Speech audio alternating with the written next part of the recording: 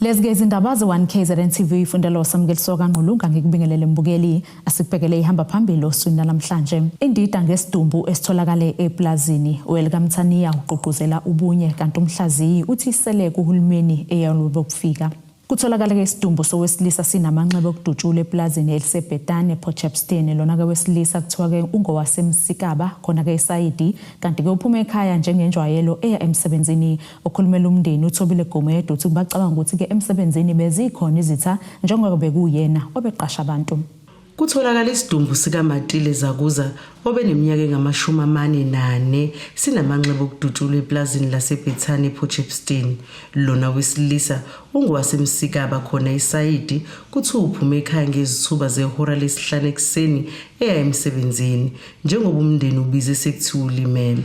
Ukhulumela umndeni uthi basola izitha emsebenzini. La dutshelele khona sithatha ngokuthi beveli kufanele ngoba beyemsebenzini indawo akuyona ayisithuso ukuthi bezobekwa yini la khosi veli la sebenzela khona. Ifikileke esidumbeni abantu sebekhona namaphoyisa nabelungu bakhe sabona ukuthi ngempela sesenkosini. So ke siphatheke kabi kubhlungu somndeni. So kodwa nje kona uMatile emsebenzini wakhe la sebenza khona ngicabanga ukuthi bezikhona izitha khona nasemphakathini ngaphela umuntu uyinduna emsebenzini uqasha abantu uzokube isitha nje emntwini sokuthi awumqashanga yena befuna wena umqashe yabo loyo into enjalo beyibe khona lo chaos sokuthi awuMatile namhlanje uthathi lo banzi nakasithathanga yabo into enjalo but kodwa beyingekho into ukuthi ngaze kuthiwa sekuphuma isidumbu ngenxa yaloko njengefamily thina besingenalo lo lwazi. Iqhuba uthi babhlungu kakhulu bewumndeni futhi kuvuka amanxeba njengoba kunomfwabo kaMufi osanda kugwazela egcekeni. Vukile amanxeba. Ngavukile amanxeba. Vukile amanxeba. Kema ukhuluma ngokuvuka amanxeba mhlawumbe ekhaya ngizenda kulahle. Ya khona umunye umfana omncane kamzala wethu naye ngena wagwazela egcekeni sathi siyavuka ekseni ukegcekeni seshonile. So lento ibhlungu ngenxa ukuthi ka uma wabo uma sisilulu noma uma wethu sonke uyena yedwa sesele. Uthi umufu benegalelo elikhulu lokuqasha abantu endaweni bezosebenza kuleli plaza.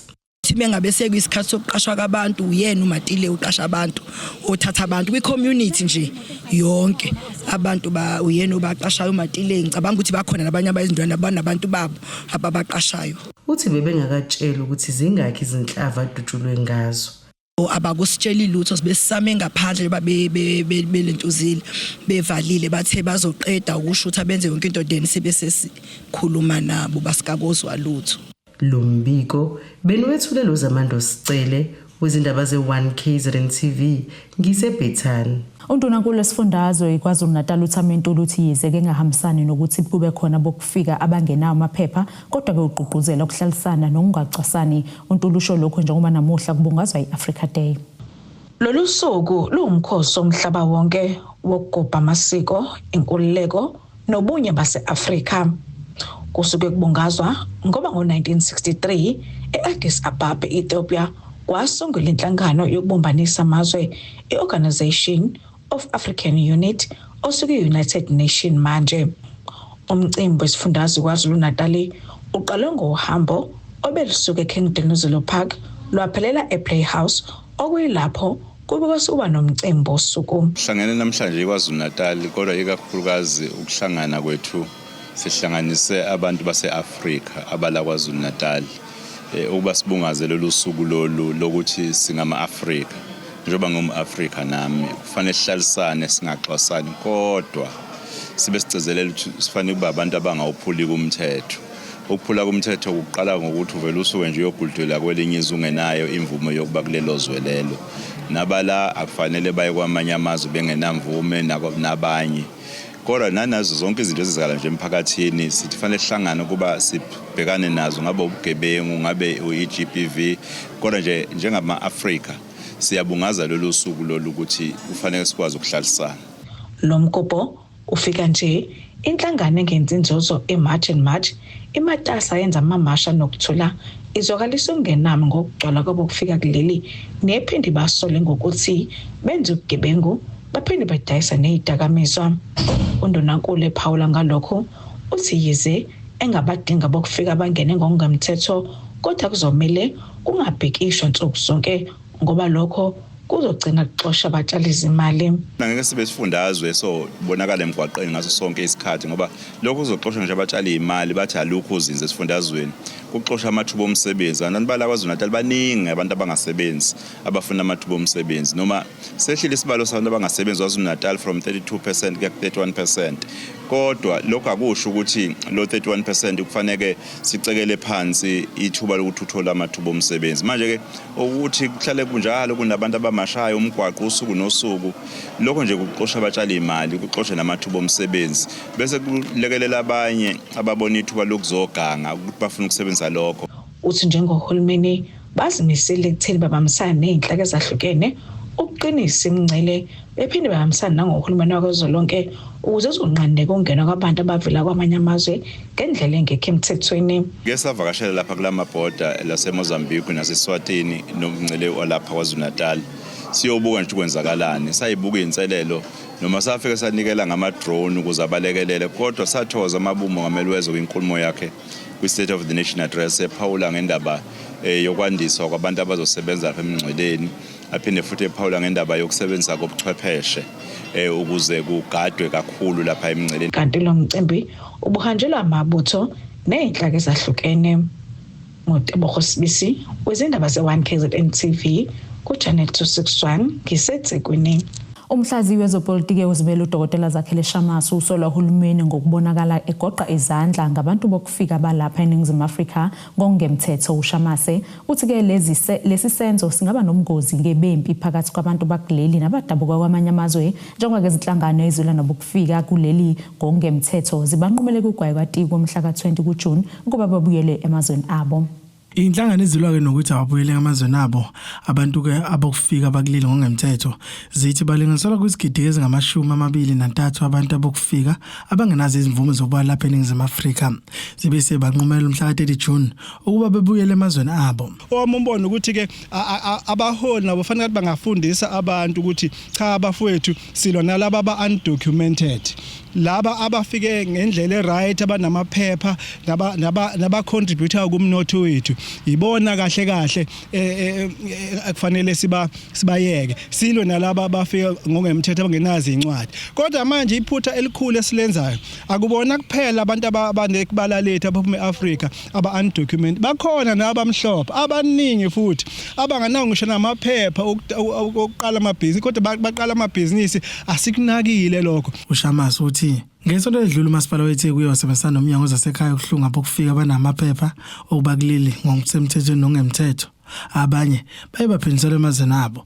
uShamase uthi ukubukela kodwa kwahulumeni udabeni lobukufika kuleli ngokungemthetho kungadala udungunyana emphakathini. Inkinga ekhona nje manje ukuthi lento eyenzakalayo inobungozi bokuthi uhulumeni ubonakala ethule engenzi lutho.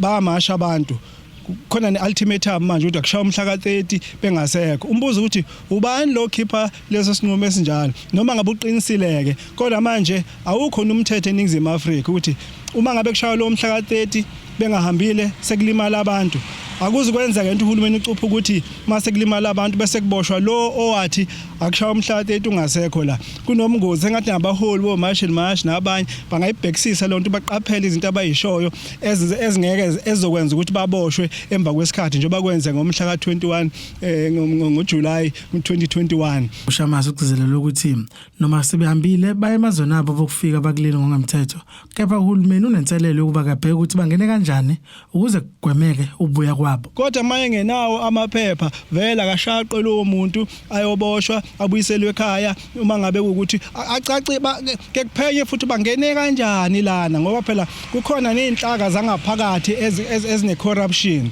no Home Affairs unawo corruption okushadisa abantu nabantu bangaphandle ukuze bathole permanent citizenship eSouth Africa. Nemngcele ikhona imngcele esaxeka ongaqinisiwe amabhoda. Ezindabeni ze-1 KZN TV kubinkosi enhle Mthembu empangeni.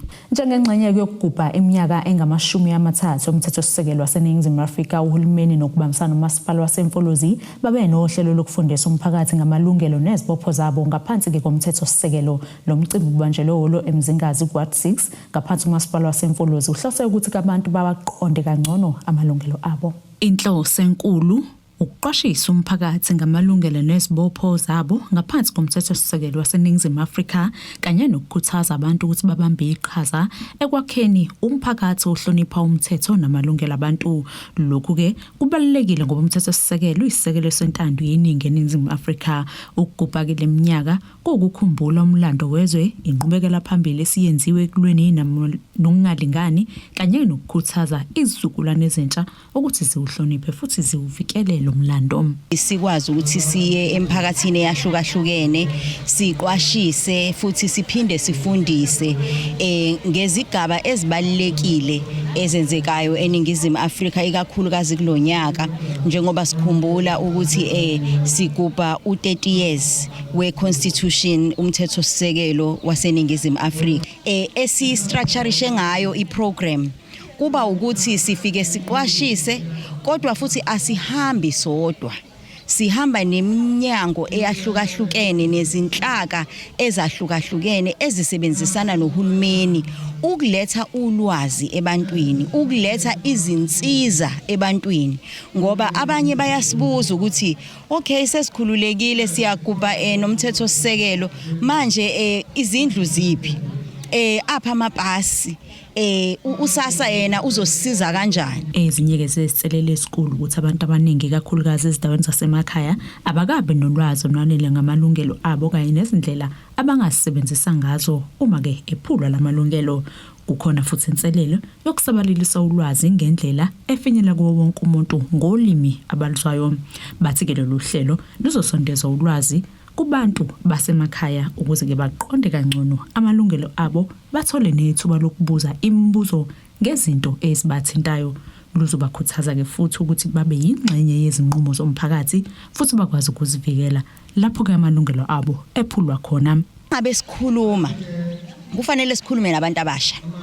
Abantu abasha kufanele bal-understand iqhaza okufanele balibambe ekuvikeleni umbuso wentando yeningi, ekuvukeleni inkululeko esinayo la eNingizimu Afrika. Akufanele uma ngabe sikhulume sodwa abantu abasha bengekho bengezuku-understanda futhi ukuthi iliphi iqhaza okufanele balibambe nokuthi iziphi izinhlelo ezikhona kuhulumeni zokuthuthukisa impilo zabantu abasha. Imeya kaMasipala waseMfolozi Xolani Bhengu uthi ke lokhu kuyingqophamlando njengoba ke abantu bazokwazi ukuthi babone ukuthi selingakanani imanga eselihanjiwe nelisazohanjwa ukusebenza kanzima ukulungisela abantu indlela yokuphila kanye ke namalungelo abo ehlonishwe ngendlela efanayo. Usuku namhlanje usuku olukhulu kakhulu la kugujwa khona iminyaka engama-30 sikulentando yeningi nomthethosisekelo wethu. La kusibuyisela emuva ukuthi sisuka kuphi bese kusitshela ukuthi kuphi sikhona. Bese kuyasitshela futhi insalelo esabhekene nazo ngoba iJordan sakalweli abantu base South Africa bahlala isikhathi esiningi becindezelekile. Ngakho ke kusho ukuthi kusafanele sisebenze ngokubambisana sisonke. Sithishelele edolo sibe siqhubeka nazindaba zethu.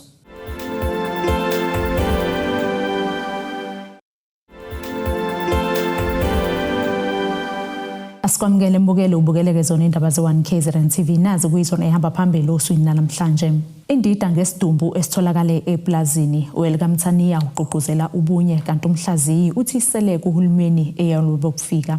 Kubekeke eqhulwini imiholo yalabo abangamankomiti amele umasipala eNewcastle emphakathini kwaphinde kwabhungwa ngezinto ezithinta amawadi akhele lo masipala okungamabhloho kanye ke nokwentuleka kwamanzi osekuzoba ke umlando njengoba kunezinhlelo ezibekiwe zokulungisa kwenqalasinda. Konke lokho kuvele ngenkathi kuqhubeka uhlahlo lokwethula uhlelo lentuthuko edidiyelwe obelihlelwe ke yila makomiti laba kabathi nakuba ke zisakhona izinkinga emphakathini kodwa ke ubuholi bukwazile ukulungisa eziningi. Abamakomiti asemphakathini waseNewcastle banxusa ukuba umnyango wezokubusa nezokubambisana nezomdabu ulekelele ngezinsiza kusebenza zesimanje. Moving forward in future kule ama-ward committees besizocela ukuthi uCocta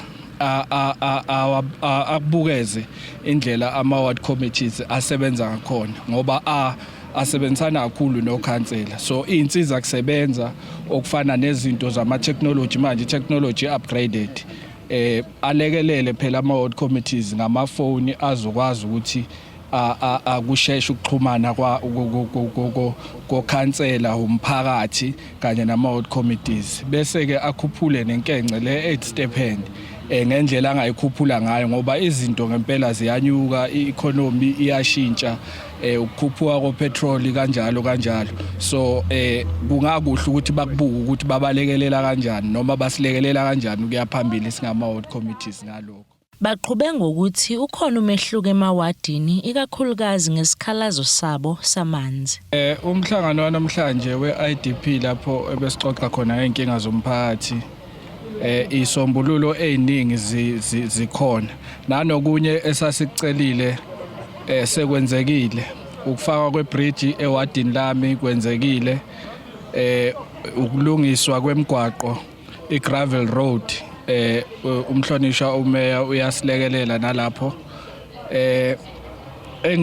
engicabangayo ukuthi kuzosilekelela kakhulu i-issues umphakathi obukhala ngayo, i-issue yamanzi le esebechazile abahlonishwa ukuthi kune project ezoqala ebithulwa lapha eWard 7 ithulwa ngoye umhlonishwa umeya uNyamazane ezokwazi ukuthi ilekelele kakhulu osizweni wonke ukuze aphakeleke kahle ngamanzi. Ngicabanga ukuthi lezo inkinga ebebhekene nomphakathi zizolungiseka ngaphansi kobuholi bukaNyamazane ongumeya osesithulele le project noma uhambile wayoxoxisana nabantu axoxisene nabo ukuze kugcine le project approviwe isizoqala ikhona. Kanti iphini likameya kamasipala eNewcastle uAndile Nkosi uthi kufanele kuqikelelwe ukuxhumana phakathi kwama-ward committee kanye nobuholi bamasipala. Kuzobaleka ukuthi thina njengabaholi sibe ne-communication ekahle nawo ama-ward committees. So enye yezinto esiyikhulumile okanye beyikhulunywa phakathi la ukuthi ama-ward committees asiqikelele ukuthi ke ayaxhumana with ubuholo obusuke bukhona ngaleso sikhathi leso, hayi kuphela ama-ward councillors but ubuholi nje ungabi ngazathi ama-ward committees ithunywa nje zokusayina ama-attended register nani, because ama-issues amaningi umphakathi ucommunicate nama-ward committees, ofelwe uya kwi-ward committees, olambile uya kwi-ward committees. So maningi ama-issues ama-ward committees abhekana nawo of which abantu basemphakathini babuka ngazathi mhlawumbe ama-ward committees kukhulu akutholayo emkhandlwini kanti akunjalo. Uphinde waveza ukuba bazobhunga ngodaba lwemiholo yalaba. Ama-contributions abo be-right kakhulu because ebakha kakhulu, but into ikakhulukazi abakhale ngayo bakhalile ngekence mhlawumbe balekeleleka ngayo ukuthi bathole into zogeza ukuthi bayacela usibuyekeze. Sase sibacela ukuthi ke nocela basiphe isikhathi mhlawumbe u-accounting officer ke akhulume noCocta ngoba amandla alele kuCocta. Mhlawumbe abacelele nje isicelo sokuthi ubone ngabuyekezwa kanjani, mhlawumbe abakuthola ngoba bayakhala ukuthi nezimo ngoba ikhula nje kanje nawo ama-roll on seyabiza nani, so sekunzima kubona yethu. So ke sizamileke ukuthi siyikhulume. I think u-accounting officer uzoyithatha ayikhuphukise kaCocta yes. Kubi kuthobe kadladla ezindabeni ze1 KZN TV eNewcastle. Unobhala wenhlangano yabahlali SANCO ngaphansi kwesifunda iGanet Mlete usilungiseni Buthelezi uthi ke bakhathazekile ngesimo esiqhubeka edolobheni laseMgungundlovu njengoba kabukufika sekunezindawo sezifana nezabo. Ekhuluma nethimba lezindaba Buthelezi unqoseke umasipala ukuba usukume ngokusheshsha uhlangane namaphoyisa nabomnyango wezasekhaya uxazulula lesi simo ngokuthi ke abangenawo amaphepha babuyiselwe emazweni abo. Inhlangano yabahlali iSANCO ngaphansi kwesifunda iGanet Mlete eMgungundlovu isizwa lesukukhathazeka kakhulu ngesimo senhlokodolobha uMgungundlovu njengoba ikholwa ukuthi sekugcwele bokufika ngokweqile. Lenhlangano ithi umasipala umsunduzi awusukume wenze okuthile ngokubambisana nezihlaka ezifanele. Umsunduzi ke siyakhala kakhulu singabahlali ngenxa yesimo sabokufika abagcwele kakhulu kule ndawo esikuyona. Sike sakhuluma ke nomkhandlu okanye iphathimandla zalwa idolobha laba abangubokufika abangekho emthethweni abangafikile la ngongekho emthethweni, sithi sicela bahambe babuyele endaweni la bevela khona. Uma ngabe uzohamba edolobheni laseMaritzburg uyabona ukuthi ukuphepha akusekho, idolobha lingcolile futhi kakhulu. Kunomgwaqo nje kuthiwa uPetermaritzburg Street, lo mgwaqo loyo sebewuvalile wonke lo mgwaqo. Ngenkathi lenhlangano inengxoxo ekhethekile nethimba lesindaba ikhala kakhulu ngokuthi abanye basabalalisa isidakamizwa kanti nezitolo zabo kumele zenganyelwe abantu bakuleli inhlangano yabahlali.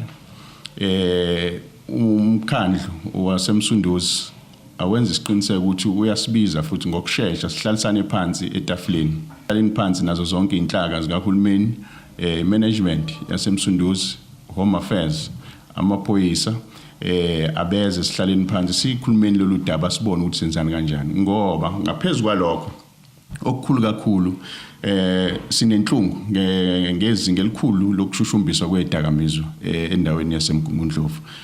Lenhlangano ithi sibophezele ukusebenzisana nezinye izinhlaka esesiqalile kodwa ilandele imigomo efanele. Kodwa ukuthi kube khona izehlo zodlame ingakho sithi asihlaleni phansi silixoxeni kahle udaba senzeni ama operations ahlangene nabomthetho nabaka home affairs ukuze kungabi khona inkombankombane. Kodwa ke ukuthi inhlangano lezi ezikhona njengamanje zisenza ngokubuka kwethu njengabahlali umsebenzi ezisawenza zenza umsebenzi oncomekayo njengamanje engicabanga ukuthi nathi njengabahlali ngoba because iposition yethu le nathi kade sayithatha ukuthi sithi cha uhulumeni akasilekelele ukukhuculula labantu bokufika. So ke nazo futhi inhlangano lezi ezinye ezikhona njengoba ubala nje umsakaza abo machine march nezinye siyafisa ukuthi sihlangane ndawonye sihlangane sonke bese sikhipha umkhombandlela. Abantu bakuleli bakhala ngazwi linye ukuthi abokufika bangenawo amaphepha ababuyiselwe emazweni abo. Izindaba zenziwa KZN TV bekuthi abantu maphumulo eMgungundlovu. Wamukelwe njengeqhawe esikoleni afunda kuso isikhwelo primary eMlazi ukhethelo Mlabo neminyaka e8 olaleke isithathe emqhudelwano weChess iAfrican Youth Chess Championship obubanjelwe kwezweni laseUganda. Umlaba uyayedwa ke ozuze indondo kwabebeyomela elakuleli abangu 54 sebebonke. Uqopha umlando omusha ngelokishi uMlazi umfundo neminyaka e8 ethola indondo yethusi emqhudelwaneni weChess obubanjelwe eUganda. Ukujabula kwami ngingasho ngithi it's mixed emotions because ukuhamba kwakhe kube i-challenge kakhulu since bekudingakala imali akubanga indlela elula kube inkani nje ukuthi siphushe kugcine kwenzakalile because njengoba ehamba imali ebidingeka ibi above u60,000 so kube nabantu abangenelelile baxhasa ukuze uhambo lwakhe ligcine liphumelelile. iChess e-sport esingadumile so abantu angikholwa ukuthi abana aba-invest kuyona. So njengoba ukhethele sevezile ukuthi sikhona isport esikanje and ingane from i-background yaselokishini uyakwazi ukuthi adlale azafikele phezulu. So besicela ukuthi ama-government sectors, private sectors kube ukuthi bayayixhasa ingane because njalo kuhlezi kunama-tournament. Abafundi, othisha kanye nomphakathi bamukele ngenhlokomo lomfundi iziko lezindaba elike labika ngaye phambilini ngesikhathi ecela uxhaso lwenkece ukuze ke ayomela elakuleli kulomqhudelwano. Yize enqobile kuvile ukuthi udaba lwenkece luseyinkinga ukuthuthukisa abafundi kwezemidlalo. Amanye ama-challenges ayabe khona ke kuba ama-finances ukuthi abantwana sikwazi ukubalekelela because abagcini bedlala kuma-schools kuphela. Kunamanye ama-games ethola siwadlala even outside of schools because sifuna ukuthi abantwana sibanikeze i-experience ephelele bathole yonke training. So siyafisa ukuthi sinxenxe sicele nako somabhizinisi namabhizinisi amakhulu angenelele ekuthenini asupporte ama-federation asupporte futhi nezikole bangene phakathi ngoba kuyi-investment ekuthenini balekelela abantwana bakwazi ukuthi badlale ama-games ama-sports. Lo mdlalo uchazwa njengomqoka njengoba ulekelela abafundi ukuvula umqondo kanye nokunye. I-chess ingumdlalo ongaqhelekanga kodwa umntwana uba nomahluko umntwana odlala i-chess. Ukuthi ke sinengcindezi ngokwasezimalini njengoba nisazi into yokubana iChess ivamisa ukudlalwa ngabantu abamhlophe abanemali. Siya etheka kakhulu kwicala lemali. Sibe nama challenges amaningi ahlukahlukene. So kwasinika ukuthi nje siphume singene sathola usizo. Okungidabuse kakhulu ukuthi sike saya esikoleni siyocela form uprincipal naye angenele njengesikole. He couldn't assist kunalokho wasitshela ukuthi isports sengane as-exist under isikole. Also maybe to speak to other people who are in positions that they can help. who are in positions, because it's not that you need to have so much in order to do something. You can buy a chessboard maybe for 100 Rand, go and sponsor one board, go speak to the coach, you could provide a meal for the kids. There are so many ways we can plug in and create an ecosystem where people feel comfortable to play chess. Lo mfundi ke kulindeleke uba aphinde ayomela elagleli kweminye imiqhudelwano emazweni aphesheya. Uhambo olulandelayo lakhethelo luya e-Europe, e-Georgia. Imali edingakalayo altogether I think it's plus or minus 110, 120. So far usathole isponsor sa 50%, so sisadinga ukuthi sixhase because imali esashoda I think it's close to 60,000. Ezindabeni ze-One KZN TV kube uNtomkhona Mvubu eThekwini. Phinde futhi seyitolo sibe siqhubeke nazo indaba zethu.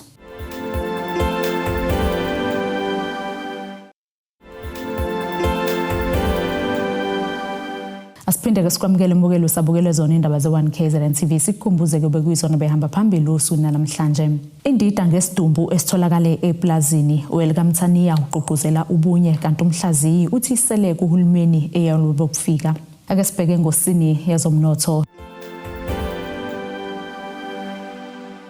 Irandi lakuleli lu 16.36 cent emaqhathisweni edola lasemelika, libo 22.71 cent emaqhathisweni opondo waseBritain, libo 19.3 cent emaqhathisweni eeuro, igolide lona $4,454.75 cent ounce, wolengahliziyo wona $103.54 cents umphongolo. Ake sibheke ngosini yezemidlalo. Umqeqeshi weqembu leMamelodi Sundowns eqopheke umlando ngokuba ke yiqembu lokuqala laseNingizimu Afrika eliwine indebe yeCAF Champions League kabili, uthi ke uyaziqhenya ngeqembu lakhe. Ezika Mikel Cardoso zehlule iAS FAR yaseMorocco ngamagoli 2-1 kwamanqamu uma ke sekuhlanganiswa imiphumela yemlenze yombili. Emlenzeni wokuqala amasandawana anqoba ngegoli elilodwa eqandeni ePitoli ngesonto ebusuku ePrince Mullah Abdullah Stadium eMorocco, sibambane ngegoli elilodwa ngapha nangapha. Igoli leqembu lasekhaya kubeke ipenalty eshaweke ngukapteni Mohamed Rabi Ramat esiwombeni ke sokuqala ngaphambi kokuthi ke ziye ekhefini uTebogo Mokoena ushayeleke iSundowns lokulinganisa ngokuwina iChampions League. iSundowns ke isiqembu lokuqala eMzansi eliwine lo mqhudelwano omkhulu eAfrika amahlandla amabili. Nasike isimo sezulu sakusasa singalendeleka.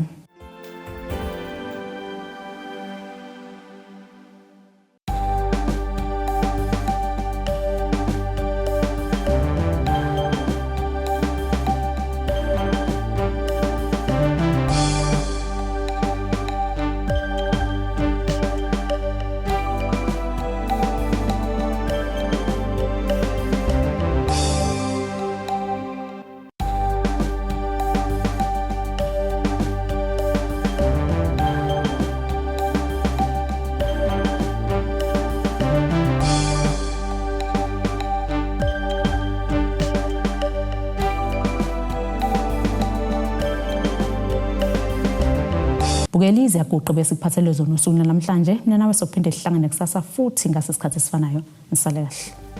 Abethuli bethu bezindaba baxhaswe iTulis Bayview Bridal. Ungabashayela kulezi zinombolo ezivelile.